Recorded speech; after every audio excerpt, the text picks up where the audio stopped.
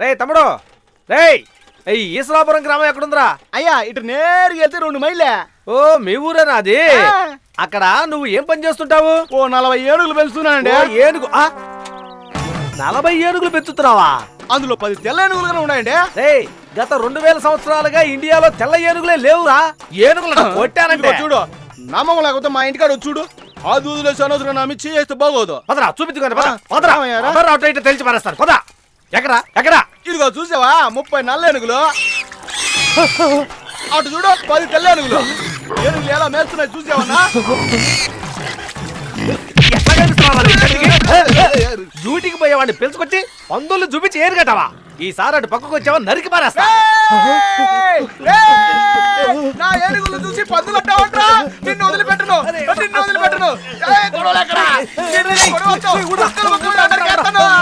ఏదో తెలియక చెప్పాను, క్షమించి.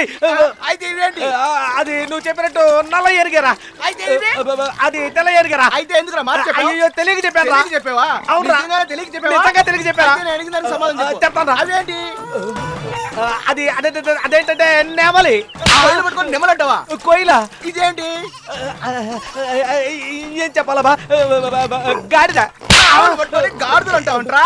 నిన్ను ఇలాగే వదిలేస్తే నన్ను పిచ్చోని చేసినట్టు అందరిని పిచ్చోళ్ళు చేస్తావు. అందుకే నీకు ఏదో కానుక ఇవ్వాల్సిందే.